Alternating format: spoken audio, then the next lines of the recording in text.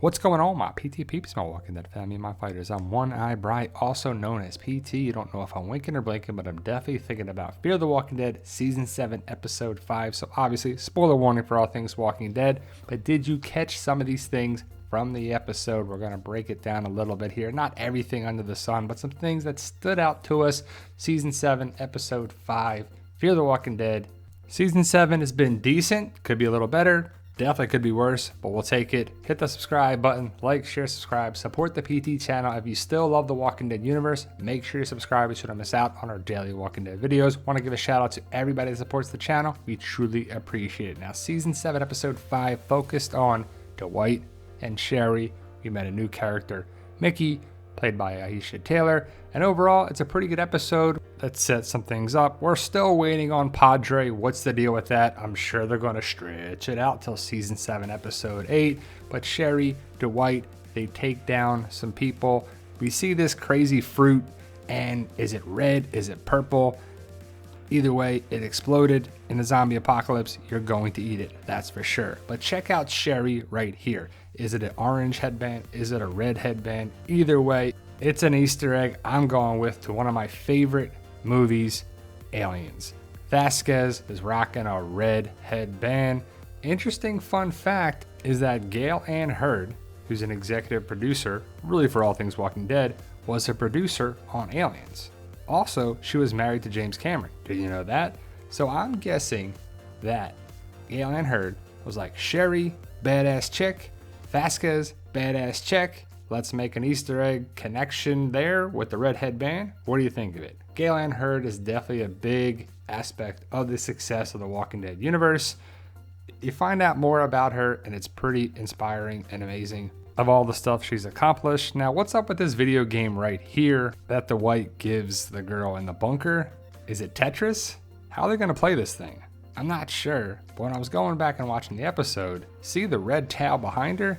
Red, all I see is red. Now, you can agree with the theory or not. It's all good. It's a fun discussion. But to me, here's red right here. There's red all in the bunker. And yes, I know red objects are all over in the world, but in the Walking Dead universe, it means something. It's symbolic, a warning, and that's for sure. But ultimately, we lose the family in the bunker. Sherry, Dwight, they go out, they come back, and the family wants to leave. Dwight and Sherry talk them out of it, but really they could have left. I mean, you don't need Dwight and Sherry's approval to be like, oh yeah, they said no, we can't leave. Do whatever you want. It's a zombie apocalypse. And I kind of felt bad for this group, the family in the bunker that Dwight and Sherry stayed with. But, you know, these are the type of characters that they get rid of. Dwight and Sherry were definitely impacted by the loss of this family. Dwight and Sherry could be building a future for them and a family down the road, and maybe this is the, catalyst for that. This guy right here, which I believe is named Eli, has the Polaroids in his pocket or in his bag. Dwight sees them. It's definitely a callback to The Walking Dead in Season 6 and Season 7, and it's a shame that Strand ordered this to happen. It didn't need to happen at all. But the fact that Sherry and Dwight, well, I gotta stop and say, look at the red on the painting behind Dwight. It's red, it's everywhere, right? I know, it's just a color. But the fact that we saw the Polaroids on the wall, to me, jumps out at The Walking Dead in Season 6, when Glenn, and I guess others, saw the Polaroids at the satellite station. And it's different because these are human victims that were killed by Negan. We didn't see it, but that's what we assume, right?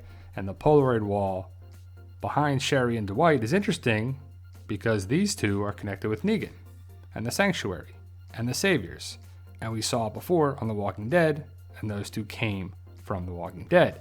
So is the writers just reusing story arcs, storylines? They ran out of material? Because Strand is kind of like a discount Negan. He's ruling with an iron fist, but not really. And I'm sorry, but the hat needs to go. It just looks corny. Negan, there's only one Negan, that's for sure, right? But the fact that Strand is trying to be like Negan is kind of interesting, kind of corny, kind of cheesy, but Negan doesn't know Strand and Strand doesn't know Negan. But Dwight knows both of these people now. So it's a nice connecting point. And the fact that they called Strand's tower, community, building a sanctuary, or the sanctuary, is definitely a callback Easter egg connection to the Sanctuary with Negan and the Saviors. Like, what's Strand going to call us people? Saviors next? Or something like that? But the fact that Aisha Taylor did such a good job on this show is great for Fear the Walking Dead. She's been a great director for the episodes that she directed, and I think she's good for the show. Now, if you look closely at the Grapple Chapel Wrestling Club, you see that it's in red. Well, you're like, so what? Well, it's also in red right here.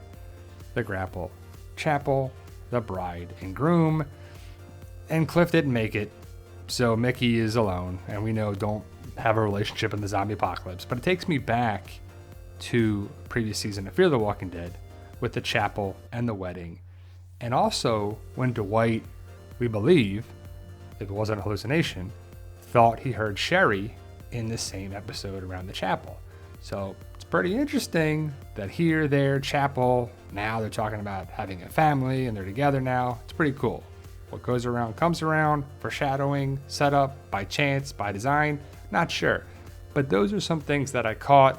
Maybe if I watch the episode again, I'll catch some more things. But if you saw season 7, episode 5 of Fear the Walking Dead, did you catch these things? And overall, I love talking about the Walking Dead universe, and the red object theory and the red color theory and all the good stuff. It's all good. It's a fun discussion. Some people get all mad about it, but that's on them. I'm just living my life, having a good time, and you should too. Let me know your thoughts. Post your comments below, especially if you saw some callbacks, Easter eggs, and connections. But thank you guys for watching. Stay safe, and as always, tell them Daryl.